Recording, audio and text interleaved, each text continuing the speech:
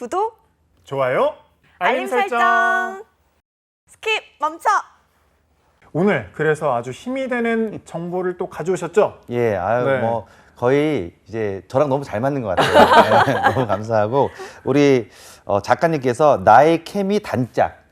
칭찬을 반드시 하라고 이렇게 써놓으셨는데 네. 제가 진짜 마음에서 우러나는 칭찬이 나올 수밖에 없는 게 황인성 아나운서 말씀하신 대로 오늘 힘이 되는 내용으로 다시 한번 백투더 베이직 우리가 기본으로 네. 한번 돌아가자 뭐 이런 차원에서 재무 레시피에 대한 이야기를 한번 할 거예요. 돈도 레시피처럼 준비하면 우리 인생에 도움이 될 수 있습니다. 그 유명한 맛집 가보면 네. 대충 만들어서 파는 데는 없어요. 눈대중으로 만들 수도 없고 우리가 라면을 가서 누구한테 얻어먹든 아니면 내가 끓여 먹든 해도 그 정확한 레시피나 물의 양이 각자마다 다 다르거든요.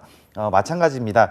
요리사가 바뀌어도 그 맛의 비밀은 레시피 안에 문서로 남겨두기 때문에 그 맛집이 계속 이어나가고 1대, 2대, 3대가 계속 이어지는 그런 모습을 보여주게 되는데요.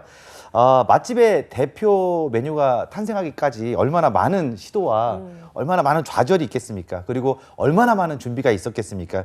그리고 그렇게 하루하루를 거쳐서 완성된 조리법이 되는 데까지는 수많은 시간이 필요하고 노력이 필요했을 겁니다.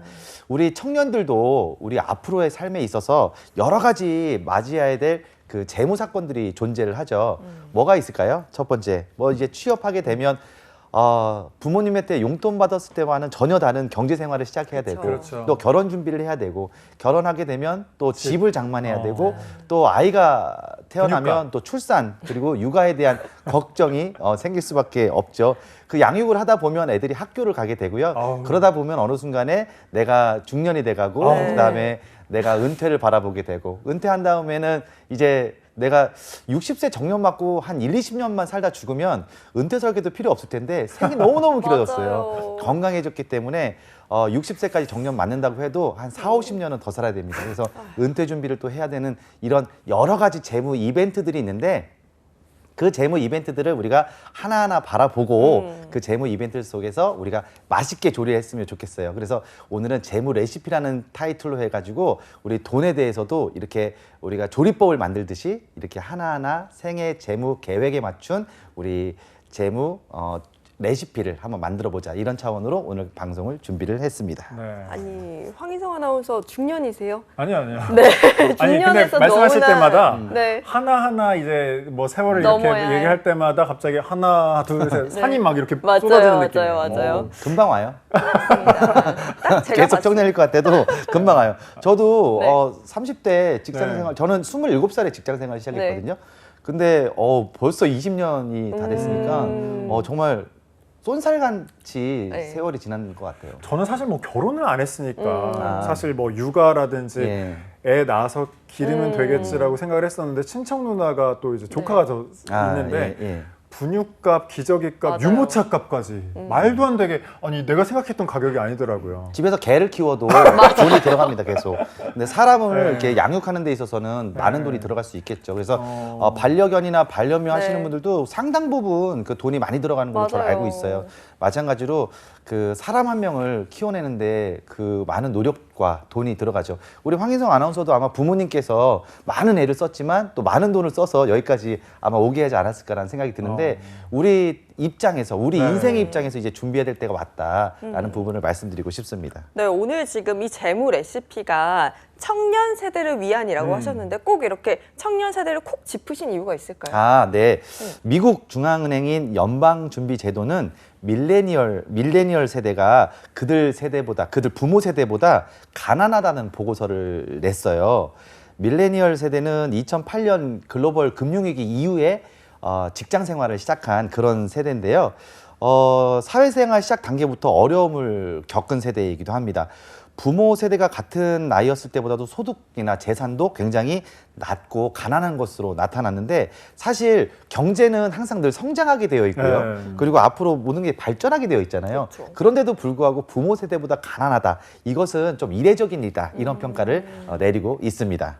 네, 미국뿐만 아니라 우리나라도 사실 뭐 밀레니얼 맞아요. 세대라고 하면 별반 다르지 않지 않을까요? 예, 재작년에 우리 컨설팅 회사에서 딜로이트 밀레니얼 설문조사를 한국에서 했는데요. 네. 청년층의 미래 인식을 보여주고 있는데 우리나라 청년들의 미래 기대 지수는 27점이었다고 합니다. 예, 100점 만점인데 100점에 가까울수록 미래에 대한 어떤 희망과 긍정적인 인식이 있는 반면에 지금 한국에 있는 청년들은 미래를 인식하는 점수 자체가 27점. 비교해 보면 조사 대상국 평균이 39점인데 우리나라가 27점이라는 것은 굉장히 암담한 미래를 우리가 생각하고 있다라는 부분입니다.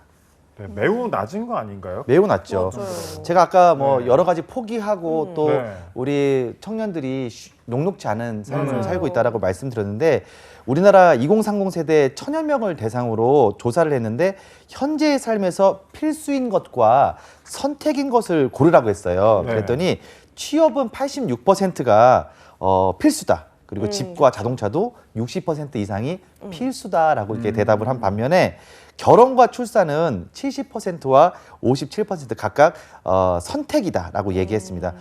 제가 사회생활 시작할 때만 하더라도 결혼 출산은 늘 고민되는 부분이었고 필수적인 부분이었는데 지금 현재의 2030 세대들은 이제 당연한 것이 아니다. 이거는 선택의 부분이다라고 생각할 거니까 아마 이런 부분에 대해서 저도 좀 씁쓸하고 안타까운 부분입니다. 두 분 생각은 어떠세요?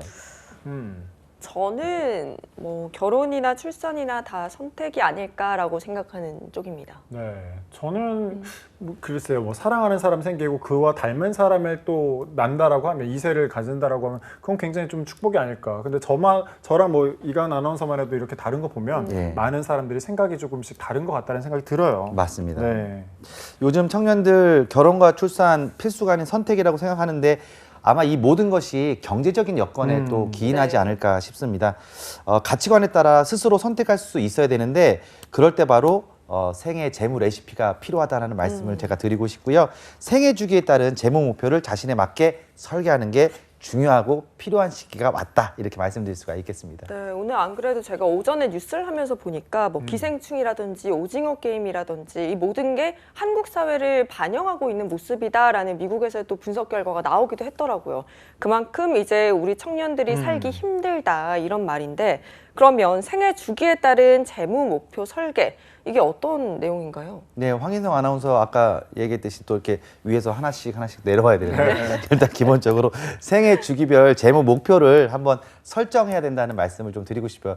생애 주기별로 인생을 살아가면서 나이대별로 이런 재무 목표들이 다 다르기 때문에 그 목표들을 한번 생각해보고 그 목표에 따른 재무 목표를 한번 설정해보자라는 게 우리 생애주기별 재무 목표라고 말씀드릴 수가 있겠고요.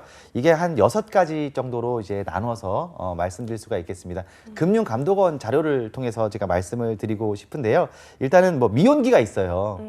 미혼기는 이제 아무래도 지금 두 분처럼 네. 마찬가지로 경제적인 독립을 좀 준비하고 새로운 경제 환경에 이제 처한 상황이죠. 학교를 졸업하고 이제 결혼 준비를 하는 그런 단계를 아직 1단계네요. 예, 그래서 아직 갈 길이 1단계니까. 멀어요. 예. 그리고 나서 이제 결혼을 하게 될 수도 있고 안 하게 될 수도 있지만 결혼이라는 큰 이벤트를 맞이하게 되면 또 둘이 만났기 때문에 네. 새로운 경제 생활이 또 펼쳐지게 됩니다. 그래서 새로운 경제 생활에 또 적응해야 되고 그러기 위해서는 또 이제 주택을 마련하기 위한 주택자금 마련에 대한 계획을 세우게 되는 게 신혼기가 되겠죠. 그러다 보면 이제 아이가 태어나고요. 자녀 출산과 양육기가 시작이 됩니다. 출산 자금을 준비하는 경우도 있고 내가 현금 흐름 속에서 쓰는 경우도 있지만 대부분 또 목돈 들어갈 일이 있기 때문에 출산 자금도 준비를 해야 되는 부분이고 또 새로운 가족 구성원이 아까 우리 황인성 아나운서 얘기했듯이 나와 그가 닮은 예쁜 아이를 갖는 것도 축복이라고 말씀하셨잖아요. 예쁜이 전제 조건이. 예쁜 예쁠 것 같아요. 하지만 예뻐도 네. 돈은 들어간다. 예, 그래서 경제 새로운 구성원과 새로운 경제 활동을 또 꾸려나가야 됩니다. 그리고 또 주택 마련은 이제 계속해서 왜냐하면 내가 내 돈 목돈 가지고 한 번에 집을 사면 좋겠지만 그렇지 않고 또 융자를 얻어서 집을 사게 될 경우에는 계속적으로 원금과 이자 또는 이자를 갚아야 되는 상황이 있기 때문에 이렇게 자녀 출산 및 양육기에도 주택 마련에 대한 자금은 계속 들어가게 된다 말씀드릴 수가 있겠습니다. 그리고 나서 조금 더 지나면 이제 애들이 학교를 들어가요. 그래서 이제 자녀 학령기라고 이야기를 하는데 당연히 이제 교육 자금 마련을 하겠죠. 네, 그래서 저도 애를 키우고 있어요. 네. 예, 돈 많이 들어가요. 그리고 중학교 2학년인데 2시간에 한 번씩 배고프다고 해요. 예, 상당히 돈 많이 들어가고 간식값도. 네. 예, 간식값, 밥값, 정말 주말에 집에 있으려면 제가 네. 속이 터집니다. 네, 정말 많이 먹거든요. 예, 그래서 이제 자녀의 교육 자금이나 이제 생활 자금 같은 것들도 생각을 해야 되고 주택 구매 또는 이제 확정에 대한 자금도 마련해야 됩니다.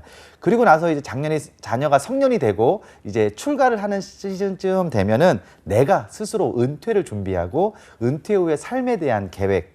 은퇴 후에 대한 삶은 늘 중요한 게 매달 그 날짜에 돈이 얼마큼씩 나오냐 이런 연금 계획에서부터 시작해가지고 건강 계획까지 이르기까지 많은 것들을 세워야 됩니다. 그리고 난 다음에 자녀가 독립하면 나의 완벽한 은퇴 생활이 펼쳐지게 되고 그리고 나의 자녀들에게 무엇을 남길 것인가에 대한 부분까지 생각하면 이제 마지막 은퇴기까지 이제 마무리가 될 수 있겠죠. 네, 자녀 간식값이 많이 들어간다고 했을 때 저는 좀 반성하게 되더라고요. 아, 우리 그래요? 부모님한테 저 엄청 먹어요. 엄청 먹었어요, 저도. 그래서 그러니까 뭐 나중에 효도하실 거예요. 근데 효도할 제가 거예요. 좀 서운한 건 뭐냐면 네. 뷔페를 드릴 거예요. 그래서 한번 그러면 몇 접시 안 먹고 또 배가 부르다고 하더라고요. 그래서 정말 그때는 화가 막 치밀어 올라요. 굶기고 가야 네, 그리고 두 끼를 굶기고 갔는데도 네. 세 접시 먹으면 배부르다고 하면 막 너무 속에 불이 올라옵니다. 그렇군요. 이 금감원 네. 어쨌든 1단계부터 6단계까지 받는. 그런데 생각해 보니까 결혼 안 하면 1단계에서 끝나는 건가요? 아, 그렇지 않죠. 그렇지 왜냐하면 내 은퇴는 반드시 오고 직장 생활도 주된 직장에서 정년을 맞이하게 되니까 물론 뭐 내 생활에 맞춰서 결혼을 하지 않고 독신으로 살아간다고 네. 했을 때는 요 몇 가지 단계들이 없어지겠지만 생애 주기별 재무 목표는 반드시 생기게 되어 있다라고 말씀드릴 수가 있겠습니다. 그렇다면 이 단계 중에서 청년 세대들이 좀 주목해봐야 될 단계는 어떤 단계인가요? 그렇죠. 당연히 이제 미혼기, 네. 그렇죠. 미혼기, 경제적인 독립, 그다음에 신혼기, 그렇죠. 새로운 경제 생활, 그리고 자녀 출산, 네. 양육과 이런 모든 상황이 이제 펼쳐진다. 그래서 이런 상황에 지금 방금 전에 말씀하신 대로 결혼을 안 하면 이게 필요 없는 겁니까라고 말씀하셨듯이 그래서 각기 곰탕을 팔아도 곰탕집이 10개면 10개가 다 레시피가 다르잖아요. 네. 그래서 그렇죠. 각각의 인생에 맞는 재무 레시피는 다 다를 수 있다. 100명이면 100개의 레시피가 나올 수밖에 없는 부분이기 때문에 레시피를 이렇게 준비해야 된다는 말씀을 드릴 수가 있겠습니다. 그럼 지금 미혼기에서 솔직히 재무 목표로 설정된 것 중에 가장 중요한 이벤트가 이제 결혼 준비인데 결혼 준비는 어떻게 해야 하나요? 이벤트 중에 가장 큰 돈이 이제 네. 결혼이죠. 물론 뭐 부모님이 좀 도와주실 수 있다면 좋은 부분이겠지만 또 도움을 받지 못하는 경우도 많이 있거든요. 최근에 신랑 신부의 취향을 반영한 다양한 이색 결혼도 생겨나고 있으니까 한번 참고해서 결혼 비용을 줄여보는 것도 괜찮을 것 같아요. 뭐 어떤 연예인 커플들은 뭐 보리밭에서 결혼식을 그렇죠. 하기도 하고요. 어떤 뮤지션 커플은 지리산 노고단에서 둘만의 조촐한 결혼식을 올렸다고 하죠. 한 결혼정보회사가 최근 2년 내 결혼한 신혼부부에게 결혼 자금으로 얼마가 들었는지 조사했는데 평균 2억 3천이 넘어갔다고 합니다. 2억이요? 예, 그 중에 1억 7천만 원 정도가 또 주택 자금이었다고 얘기를 하더라고요. 네. 신혼 비용은 거주 지역과 주거 형태 등에 따라서 필요 자금의 규모가 이제 크게 달라지게 됩니다. 그리고 결혼식을 또 어떻게 준비하느냐에 따라서 그쵸. 다르거든요. 예식장 그리고 웨딩 패키지 스드메라고 하는데 아세요 혹시? 스튜디오, 드레스, 들어봤죠. 메이크업. 네. 예, 요 돈 많이 들어갔거든요. 이걸 또 허례허식이다라고 생각하는 분들은 또 안 해요. 그래서 이런 부분들 다 차이가 나기 때문에 이런 부분들에 대한 부분을 아껴서 또 신혼여행에 또 집중하는 커플들도 있습니다. 이처럼 결혼에 드는 평균 비용을 살펴보는 것이 점차 무색해지고 있다. 각자의 상황에 따라서 나만의 결혼 자금에 대한 재무 레시피를 지금부터 한번 고민해 봤으면 좋겠다라는 말씀을 드려보고 싶습니다. 결혼 자금만 고민하면 사실 뭐 그래도 좀 어떻게 버틸 것 같은데 이게 끝이 아니잖아요. 그렇죠. 그 뒤에 뭐 출산도 있고 그 출산 때문에 조금 약간 출산을 미루는 사람도 있었어요. 경제적인 것 때문에. 아무래도 네. 이게 우리 출산이 사실 지금 출산율이 높지가 않아요. 네. 그래서 나라 정책을 좀 많이 활용하는 것도 괜찮을 것 같아요. 보건복지부 조사 결과 2018년 기준 산모 10명 중 7명 이상은 산후조리원 이용을 했고요. 2주간 머물면서 평균 220만 원을 지출한 것으로 나타났습니다. 적지 않은 금액이에요. 물론 지역과 조리시설 제공하는 서비스에 따라 비용의 차이는 났습니다. 그런데 말씀드린 대로 일부 지방자치단체에서는 공공산후조리원을 운영해서 지역민들의 부담을 줄여주고 있고요. 산후도우미 지원 사업을 시행해서 출산에 대한 부담을 줄여주고 있으니까 이런 부분들도 우리가 참고하면 좋겠다 말씀드릴 수가 있겠습니다. 지금 출산이나 양육에서 조금 정부의 정책을 활용하라라고 하셨는데 그럼 지원책이 어떤 게 있나요? 정부와 지방자치단체는 청년들에게 도움이 되는 정책을 많이 펼쳐주고 있습니다. 뭐 취업, 주거, 임신, 출산, 양육 등의 분야에서 지원이 여러 가지 이루어지고 있는데 내가 막연하게 돈 들어갈 일이 엄청 많은데 걱정만 하고 있는 것보다 정부의 도움을 이렇게 받으시는 것도 좋다고 저는 봐요. 청년 세대를 위한 지원 내용을 제가 표로 준비했는데 한번 보실까요? 일단 구직을 하는 데 있어서는 이제 국가 근로장학금이나 청년 구직활동 지원금 그리고 청년 취업 성공 패키지 등이 있습니다. 그래서 취업과 관련된 이런 정부 지원이 있다는 거 잊지 마시고 경력이 단절된 여성들을 위해서 여성 새로 일하기 센터에서 또 우리 지원을 또 해주는 게 많이 있습니다. 우리 아까 좀 전에 광고에도 나왔는데 내일 배움 카드 같은 것들도 네. 5년 동안 최대 500만 원까지 쓸 수 있는 그런 카드예요. 그래서 내가 연초에 좀 신청해서 이것도 이제 취업에 또 활용했으면 좋겠고요. 또 주거에 관련돼서도 국토교통부 마이홈에 좀 들어가 보시면 관련돼서 취약계층이나 특히 주거 취약계층을 대상으로 주택 또는 자금에 대한 지원에 대한 부분들이 많이 나와 있으니까 이런 부분도 참고하셨으면 좋겠고요. 그리고 또 임산부 또 출산하게 돼서 이제 임산하게 되면 임산부 같은 경우에는 임산 출산비를 또 지원하게 됩니다. 그리고 양육하게 될 때는 모든 아동에 대해서 또 아동 수당이 지급이 되고요. 취약 전후의 아동 및 부모에 대해서도 지역 건강 가정지원센터에서 여러 가지 지원들이 있으니까 이런 지원들을 통해서 내 재무제 레시피에 좀 녹여가지고 내 돈 들어가는 것보다 국가의 도움을 받아서 함께 버무리면 조금 더 맛있는 재무 레시피가 되지 않을까 이렇게 생각을 해봅니다. 네, 맛있는이란 단어가 굉장히 인상 깊은데 네. 좋아요. 그러면 가장 중요한 순서죠. 나만의 재무 레시피를 어떻게 만들면 되는지 방법 좀 알려주시죠. 네, 제가 지금 뭐 오늘 우리 두 청년분들과 함께 네. 방송을 하면서 결혼에서부터 네. 그 양육 그리고 나중에 이제 은퇴까지 쭉 말씀을 드렸어요. 네. 이걸 한번 생각하고서 지금부터 무언가 레시피를 만드시는 분들과 막상 그때가 닥쳐가지고 무언가 하려는 거에 차이점을 말씀을 드려볼게요. 레시피를 만든다는 것은 미리미리 준비하고 어떤 것으로 어떤 맛을 내고 어떻게 하겠다는 모든 계획이 세워져 있는 게 레시피라고 봐요. 그런데 막상 그때가 와서 아무 레시피가 없을 때는 라면이나 끓여 먹지 뭐 이렇게 되면 그냥 급하게 한 끼 먹는 거밖에 안 되는 겁니다. 어느 게 더 건강하고 우리 삶을 더 건강하게 지켜줄 것인가는 여러분의 몫인 것 같아요. 그래서 우리가 결혼자금, 출산비용, 주택 구매자금 등 재무 목표와 목표 달성 기간 그리고 월 저축액 등을 명확하게 정한 후에 저축한다면 목표 달성 가능성도 높이고 돈 모으는 재미도 있을 거다. 그래서 이 모든 부분들을 이제 5가지로 준비를 해봤습니다. 스마트한 우리가 재무 레시피를 준비할 수 있는 방법을 한번 제가 준비를 해왔습니다. 네, 그러면 이 스마트한 재무 레시피 방법이 어떤 건지 좀 설명을 들어봐야겠는데요. 네, 먼저 S인데요. 네. S는 일단 막연하게 빚을 갚기가 아니라 언제까지 어떠한 신용카드나 아니면 월 대출에 대해서 그 대금을 갚겠다는 구체적인 목표 같은 것들이 있어야 됩니다. 작은 목표지만 먼저 실천할 수 있는 목표를 먼저 세우는 게 제일 중요하고요. 그 다음에 두 번째는 이 목표를 세웠으면 이게 양이나 횟수로 측정이 가능해야 됩니다. 예를 들어 뭐 하루에 뭐 한 달에 10만 원이다. 한 달에 50만 원이다. 하루에 2만 원이다. 뭐 이런 식으로 측정이 가능하고 내가 지출에 관련돼서도 뭐 일주일에 쇼핑은 일주일에 쇼핑 한 번은 좀 많은 거죠. 네. 한 달에 한 번 정도만 쇼핑을 하겠다. 잡지출을 줄이겠다. 잡지출을 내 소득 대비 몇 %를 줄이겠다. 이런 측정 가능한 수치가 좀 나와야 된다는 부분을 말씀드리고 싶고요. 목표는 항상 현실적이고 달성 가능해야 됩니다. 네. 우리 연합뉴스 빌딩 내가 5년 안에 갖고 싶다. 물론 가질 수 있겠죠. 네. 예, 근데 하늘에서 큰 돈이 떨어져야 가능할 것 같은데 또 그것도 불가능할 수도 있어요. 네. 그렇기 때문에 항상 달성 가능한 목표를 세워야 되고요. 그리고 그 목표는 자신의 가치와도 부합을 해야 됩니다. 무작정 누가 좋다니까 따라가는 게 아니라 자신의 가치와 부합돼야 되고 마지막으로 목표 달성을 위한 정해진 기간이 반드시 있어야 스스로 동기부여를 할 수 있습니다. 그래서 1년 안에 얼마, 3년 안에 얼마 이렇게 모았을 때 뭔가 완성이 됐을 때 동기부여가 되는 부분이 크거든요. 그래서 이런 부분들도 참고하시면 좋겠습니다. 그렇군요. 그림은 이제 그려봤고 그러면 다음 스텝으로 넘어가서 어떤 식으로 재무 목표를 설정해야 되는지 방법도 알려주시죠. 구체적으로 이제 쭉 나열해 보셨으면 좋겠어요. 네. 내 인생과 앞으로 돈 들어갈 일들에 대해서 쭉 나열해 보시고요.